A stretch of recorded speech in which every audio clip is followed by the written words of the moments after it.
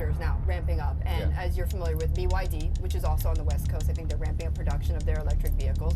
Warren Buffett owns 10% stake in that.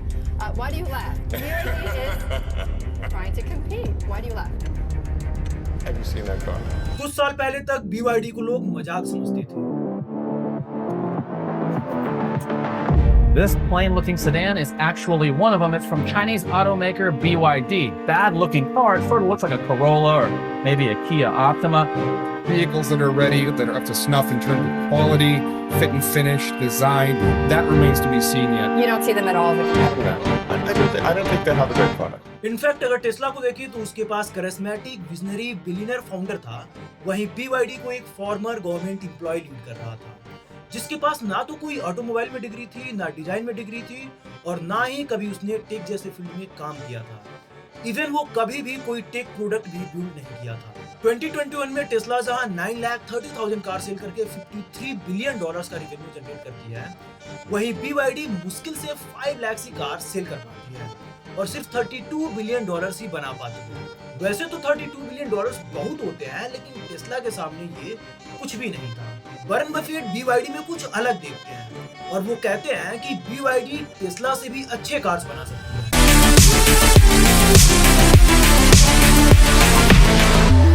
BYD is a young and promising company experiencing dynamic growth. A leader in innovation and technology, our joint strength is based on high-tech cooperation, and BYD has a bright future.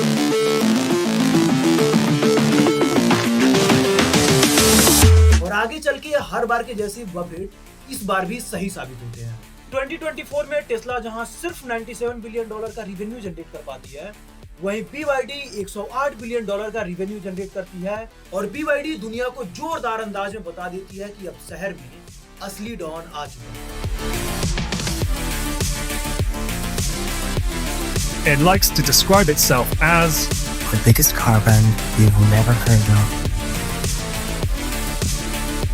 now China's BYD has overtaken Tesla as the world's largest seller of electric vehicles. Now it's beating Tesla with EVs only. Let us help you build your dreams. BYD. तो question ये है कि ये government researcher दुनिया के सबसे बड़े investors में शामिल कैसे हो गया? कैसे जिस कंपनी की हमेशा से मजाक बनाई जाती थी, वो ईवी की दुनिया की किंग बन गई? BYD के वो कौन से सीक्रेट फार्मूले थे which made the Tesla scared? और सबसे जरूरी ये कि हमें BYD के सक्सेस से क्या सीखना चाहिए? ये कहानी है साल 1995 की, जब ग्लोबल बैटरी के मार्केट में सिर्फ बड़ी कंपनियों का ही मोनोपोली चलता था। मतलब उस टाइम अगर कोई भी इस मार्केट में एंटर करना चाहता तो उसे लगभग $1.7 मिलियन की जरूरत पड़ती और उसके बाद भी सोनी और पैनासोनिक जैसी बड़ी कंपनियां उसे क्रश कर देती। अब सभी लोग यही सोचते हैं कि ये तो बिलियनर्स का गेम है, तो हम जैसे मिडिल क्लास लोग क्या ही खेल पाएंगे, तो चुपचाप अपना काम करते हैं और अपने घर में खुश रहते हैं। लेकिन आपको पता है वैंग क्या करते हैं? वो काफी बारीकी से एक चीज ऑब्जर्व करते हैं और वो नोटिस करते हैं कि निकल कैडमियम बैटरी का मार्केट काफी तेजी से लिथियम आयन बैटरीज की तरफ शिफ्ट हो रहा है और ये शिफ्ट 3 मेजर रीजंस की वजह से हो रहा था। पहला ये कि लिथियम आयन बैटरीज की कैपेसिटी ज्यादा थी। जहां लिथियम आयन बैटरीज 260 वॉट पर केजी एनर्जी स्टोर कर सकते थे, वहीं निकल कैडमियम बैटरीज की कैपेसिटी सिर्फ 50 वॉट पर केजी की ही थी। इसका मतलब ये कि लिथियम आयन बैटरीज निकल कैडमियम बैटरीज से 5 टाइम्स ज्यादा पावरफुल थे और वो काफी पावरफुल और हल्के थे, इसीलिए उनका यूज स्मार्टफोन्स और टैबलेट्स जैसे डिवाइस में होने लगा।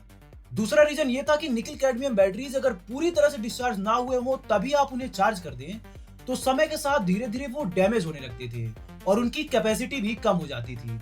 लेकिन लिथियम आयन बैटरीज के साथ ऐसा बिल्कुल भी नहीं था, आप उन्हें कभी भी चार्ज कर सकते थे बिना किसी डैमेज के। एंड थर्डली, निकल कैडमियम बैटरीज की अगर कैडमियम को देखें तो वो इतना ज्यादा टॉक्सिक होता है कि वो सॉइल और वाटर को तो पोल्यूट करता ही है, on the top of this वो वर्कर्स के भी लाइफ को काफी ज्यादा हार्म पहुंचाता है। वहीं अगर हम लिथियम को देखें तो वो प्लेनेट के लिए बहुत ही ज्यादा क्लीन और सेफ है। अब आप मुझे एक बात बताओ, अगर आपको अपना सारा पैसा कहीं इन्वेस्ट करना हो तो आप कहां करोगे? ऑब्वियसली लिथियम आयन बैटरीज में, क्योंकि वो तो क्लियर है ना कि उसी का फ्यूचर है। लेकिन वैंग वो ठीक इसका उल्टा करते हैं।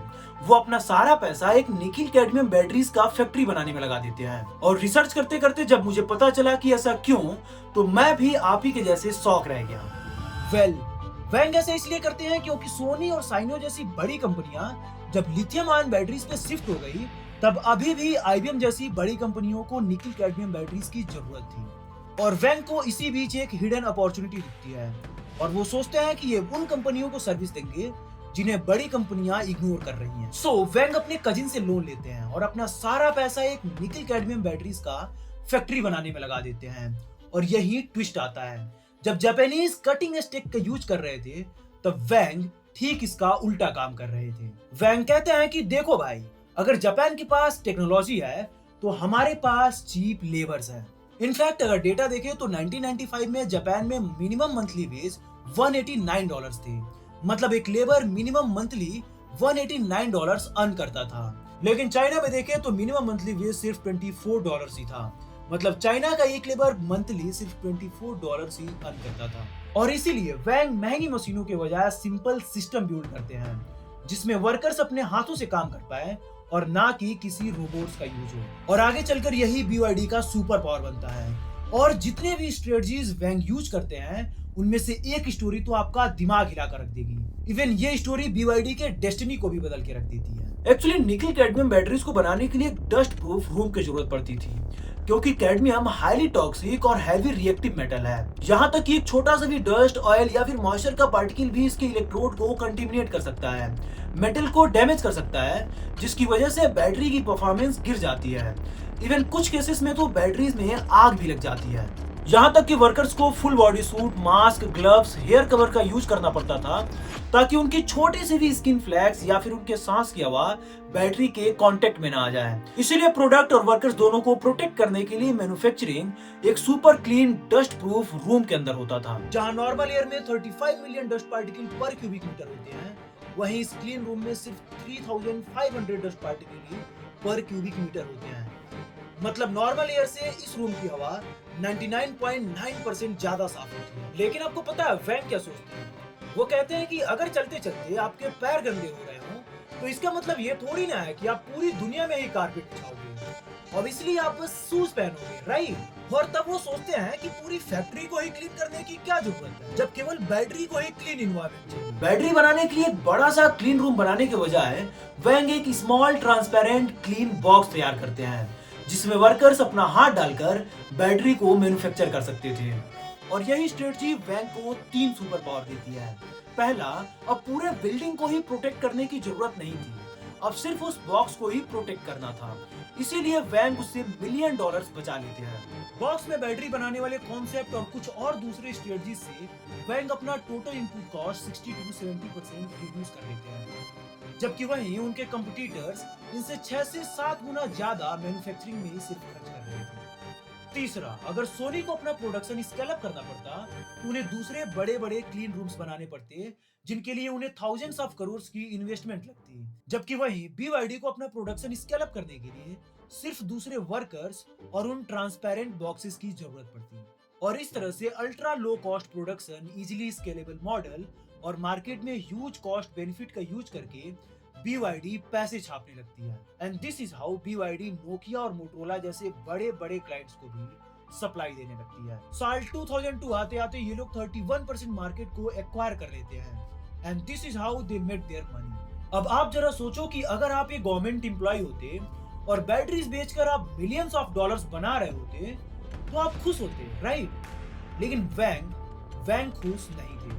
जब ये सॉलिड $1 मिलियन कंपनी सबको एक सक्सेसफुल बिजनेस लग रहा था, तो वैंग को ये रियलाइज हो चुका था कि वो एक ऐसा साम्राज्य बना पाए हैं जो ज्यादा दिनों तक नहीं चलने वाला है, क्योंकि उन्हें पता था कि वो निकिल कैडमियम बैटरीज बना रहे हैं और दुनिया काफी जल्दी निकिल कैडमियम से लिथियम आयन पे शिफ्ट होने वाली है। और तब वैंग अपना नेक्स्ट मूव लेते हैं और वो कहते हैं कि आज से हम कार मैन्युफैक्चर करेंगे, और वो करने भी लगते हैं।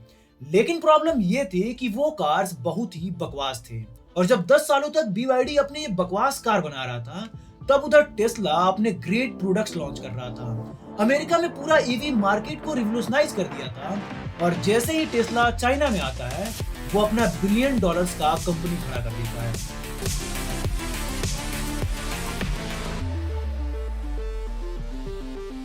और BYD वो सिर्फ एक मजाक बन के रह गए थे। Some journalists joked about how the front of the BYD car looked like a Toyota Corolla and the back looked like a Chevrolet Optron. Others were filming the doors of the cars not shutting correctly. So simply समझे तो BYD के पास ना तो कोई advance technology थी, ना तो कोई एडवांस डिजाइन था, और ना ही उनके पास एज सच कुछ स्पेशल था। उनके पुराने मॉडल्स और भी पुराने हो चुके थे, नए मॉडल्स काम नहीं कर पा रहे थे।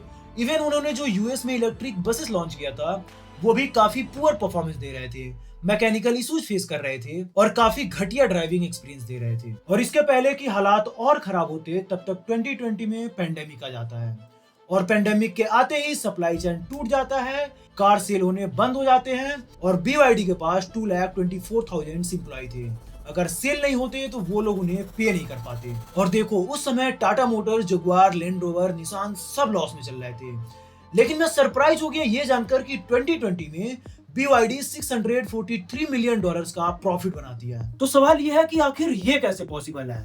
तो कॉकरोच एंटरप्रेन्योर्स के बारे में मैं कहीं सुना था कि जब मुश्किल घड़ी में सभी लोग कवर खोज रहे होते हैं तब कॉकरोच एंटरप्रेन्योर्स क्रैक खोज रहे होते हैं, और उसी क्रैक से वो लोग बाहर निकल जाते हैं। और वैंग एग्जैक्टली वही करते हैं, वो कॉकरोच बन जाते हैं। कोविड के टाइम पे जब कार्स बिकने बंद हो जाते हैं तब वो नोटिस करते हैं कि वो इजीली मास्क मैन्युफैक्चर कर सकते हैं और हैंड डिसइंफेक्ट्स बना सकते हैं। तब वो क्विकली अपने फैक्ट्री को ट्रांसफॉर्म करते हैं और वर्ल्ड्स लार्जेस्ट मास प्रोड्यूसर बन जाते हैं। हाँ, कार्स नहीं, mask. On January 31st, Wang Chunfu, president and chairman of BYD, decided that the company must begin making masks within 2 weeks. These masks have been shipped to hospitals, law enforcement agencies, local governments, and many more. तो इस तरीके से दुनिया जब इनकी मजाक बना रही थी तो कोविड में भी BYD $643 मिलियन का प्रॉफिट बना लेता है। लेकिन आप सोच रहे होंगे कि इससे क्या होगा, ये मास्क बनाकर थोड़ी ना टेस्ला को पीछे छोड़ देंगे।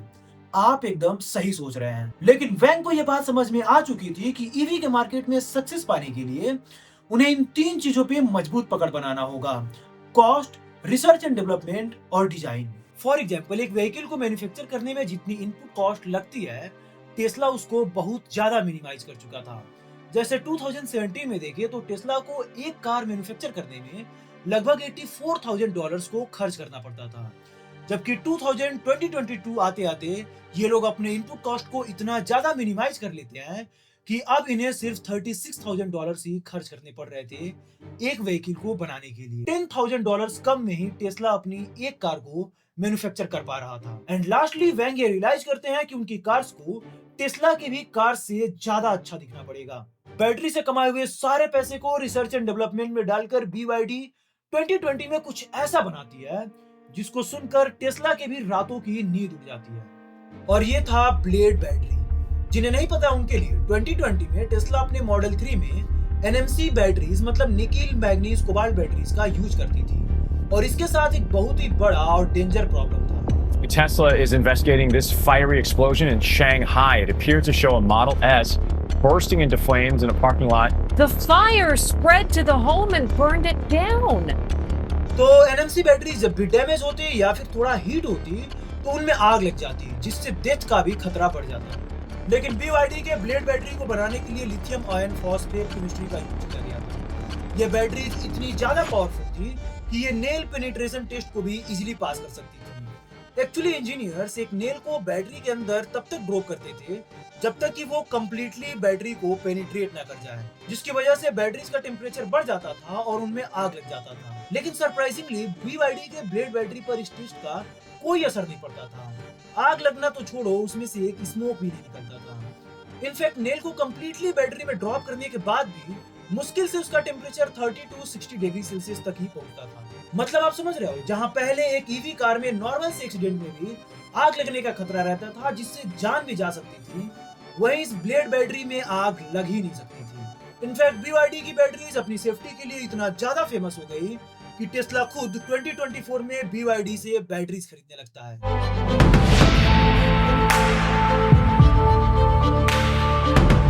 Tesla has admitted that BYD batteries are superior and will use them to power Tesla vehicles. The Chinese company is about to start supplying Tesla with its own battery cells.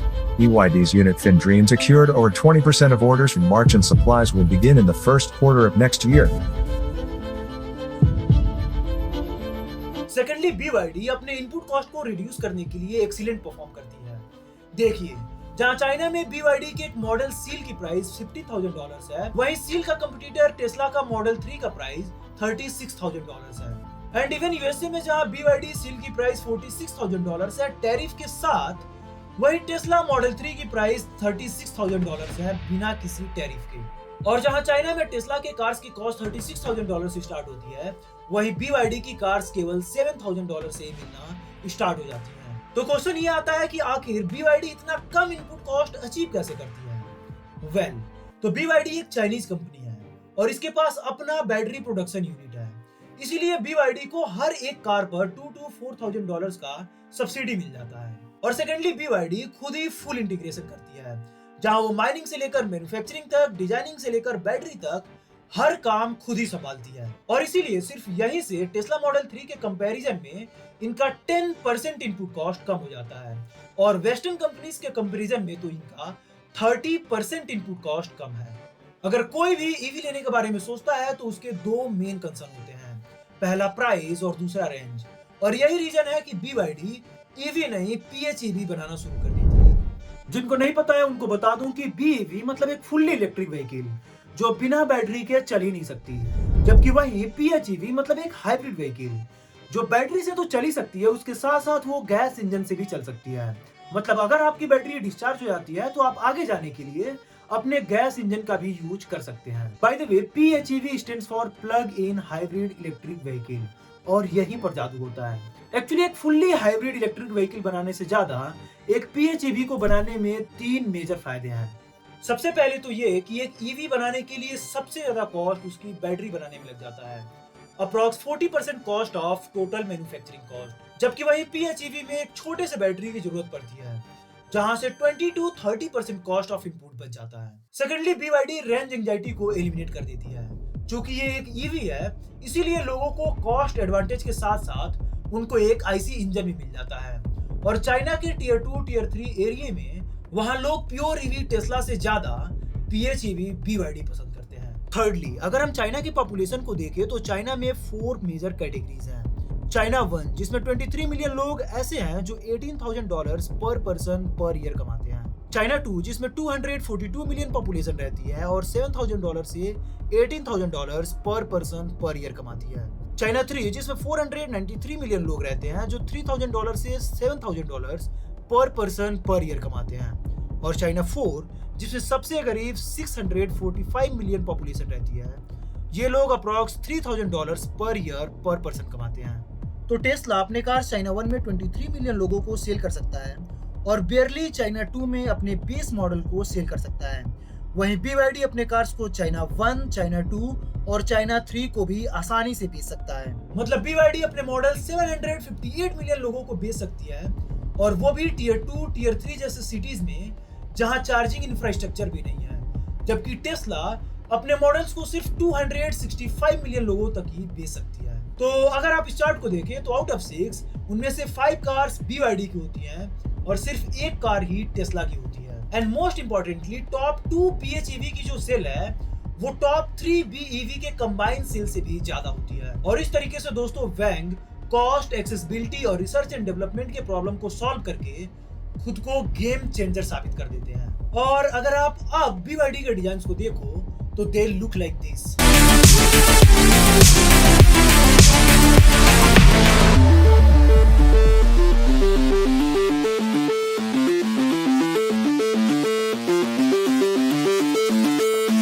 तो ये कहानी थी दोस्तों एक ऐसे इंसान की जो सबसे पहले तो अपने लिए कैश फ्लो बनाता है, और जब पूरी दुनिया उस पर हंस रही थी तो वो अपने सारे पैसे को रिसर्च एंड डेवलपमेंट में खर्च करता है और अपनी उन सारी गलतियों को इंप्रूव करता है जो वो पहले कर रहा था। एंड मोस्ट इंपॉर्टेंटली चाइना के लोगों के लिए काम करते करते ये अपने अमेरिकन कंपटीटर से भी बेटर बन जाता है और वैंग चाइना के हिस्ट्री का सबसे ग्रेटेस्ट कंपनी खड़ा कर देते हैं।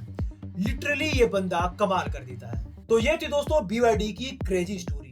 इससे जो हम लेसन सीख सकते हैं वो ये है कि कभी भी जीवन में ग्लोरी को अचीव करने से पहले हमें कैपिटल बिल्ड करना पड़ेगा। कार्स बनाकर ग्लोबल सक्सेस पाने के सपने देखने से पहले वैंग बैटरीज बनाते हैं, जहां से उन्हें कोई भी इंटरनेशनल फेम नहीं मिल रहा होता है, लेकिन वो वहां से पैसे बनाते हैं और फेम ईवी के मार्केट से कमाते हैं, क्योंकि कभी भी ये ग्लोबल सक्सेस बिना कैपिटल के अचीव की ही नहीं जा सकती थी। लेसन नंबर 2, इनोवेशन का मतलब सिर्फ यही नहीं होता कि वो पूरी दुनिया को बदल कर रख दे। कभी कभी इनोवेशन का मतलब ये भी होता है कि वो किसी चीज को और इजी बना दे, और वही चीपेस्ट सोल्यूशन सबसे स्मार्टेस्ट बन जाता है जब वो काम कर जाता है। वैंग जो क्लीन बॉक्स बनाते हैं वो इसका एक क्लासिक एग्जांपल है। एंड लास्टली ये बात हमेशा याद रखना दोस्तों कि जब भी कोई हम पे पत्थर फेंकता है तो हमारे पास दो ऑप्शंस होते हैं, या तो हम रोना धोना मचाएं, सिस्टम को ब्लेम करें, वो पत्थर उठाकर उल्टा मार दे, या फिर उस पत्थर को उठाए, साफ करें और उससे अपना कैसल बना लें। एग्जैक्टली ऐसे ही वैंग अपनी कंपनी बनाते हैं जिसका नाम है बिल्ड योर ड्रीम।